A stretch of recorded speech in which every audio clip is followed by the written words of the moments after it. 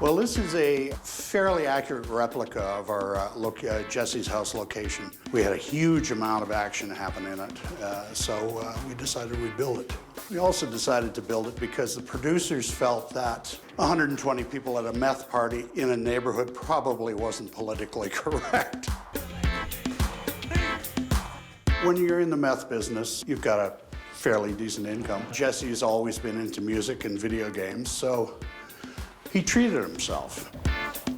Once he installed it, he felt that maybe a party was in order, and the party followed. The house was trashed. There were some interesting goings-on. Come on in.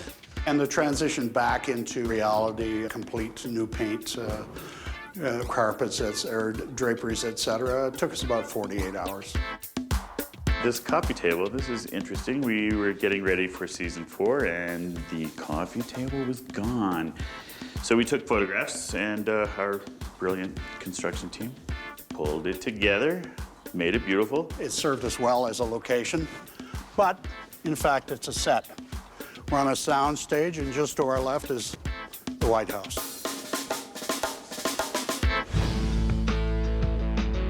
It was very important to Vince to have a real truthful socioeconomic level for Walter White, and that meant a small house. Well, a small house is very difficult to film, so we needed a house that was in essence bigger on the inside than it was on the outside, so we had to design this.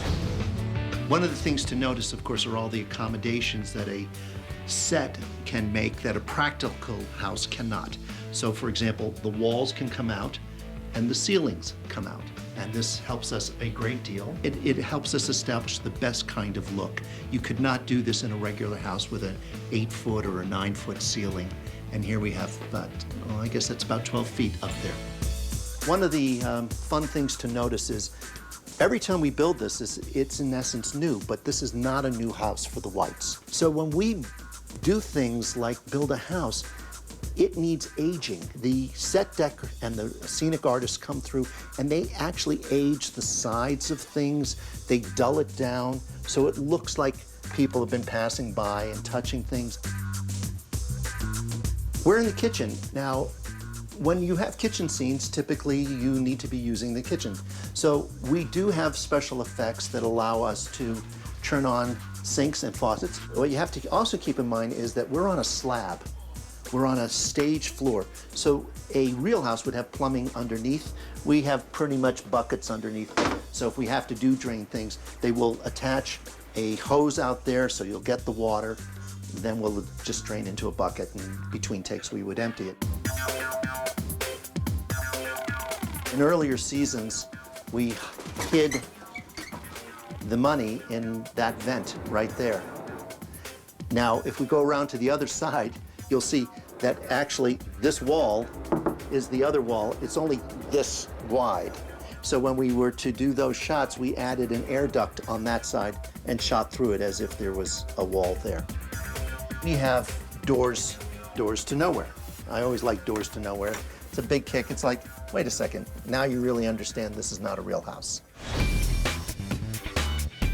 We're now in Walt Jr.'s room, and this is a great room to see how a number of people come together to really provide a sense of this is a real kid living in a real space feeling. We'll also consult the actor, in this case Walt Jr. What would you have? What would your character have in this room? And then all of these things have to be found, purchased, cataloged, they're all in here. You get the sense that somebody real is here. And that is so important. It really informs the story, it informs the character, and it helps contribute to the sense that this show has a life that's very specific to it. Welcome to Saul's office. It is unique. You would never be able to find anything like this in real life. You don't even try. All the set dressing, again, part of our production design department's things, all the false diplomas that you see. University of America Samoa is one of my favorites. Saul is a complicated character, and I think that who he is really reflected in this wonderful, wonderful set. And this is, I think, something that people always talk about, is the custom wallpaper of the American Constitution. I mean, this is just not something that you find off the rack. It's not something you'd put in a 5-year-old's room. And I don't know that any attorney in real life would want it, but it's really part of Saul's and his approach to things. And then, of course, the portholes that, I mean, come on. Again, you have a situation where all of these walls move out, these pillars move away. You're able to do kinds of shots here that you would never be able to do in real life and be more comfortable doing them and do them faster. Once again, we're in a set that is constructed for the purposes of shooting, so it only exists visually for us what exists on camera. So the camera will never see something like that out the back, which is our craft service table right now.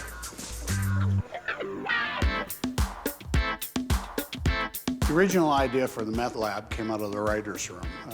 Vince Gilligan and his merry band of cohorts decided that they needed the biggest, most advanced meth lab known to man. We wanted the most sterile, sanitary atmosphere possible. Some of the props we actually had to hand make. This is a thorium oxide furnace, which is a total invention built in-house, and it's the beginning of the process. This is probably the most used element in the lab. It's the cook mix tank. The control panel, we got lucky. We found this. We rewired it for our purposes, and it's actor interactive. They can turn the lights on, push buttons, have the lights come on and off. It's very visual, great background for the cooking process. The evaporators are part of the actual process. What it acts as basically a distillation process. There's 2 of them back to back, and they're exactly what the process requires visually. This is the filter bay. It's the next process from the evaporator. Basically, carbon filters remove all the impurities from the meth process. It's a very dirty process, and the whole premise of the show is that Walter White brews the finest methamphetamine known to man, and this is part of his scientific process. This is a new addition to our super lab. We never had an elevator access to the super lab from the laundry before. And this is 3 episodes old. It's built on springs, so it actually moves when it has a passenger in it. All the walls are wild.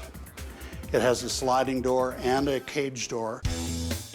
This is Gail's coffee maker. This is something that, even though we've parted with Gail, Walt couldn't part with. It brews his favorite cuppa in the morning, and in fact, is going to be the linchpin to the finale in episode 13. A little rewiring, a little special effects magic, and the end.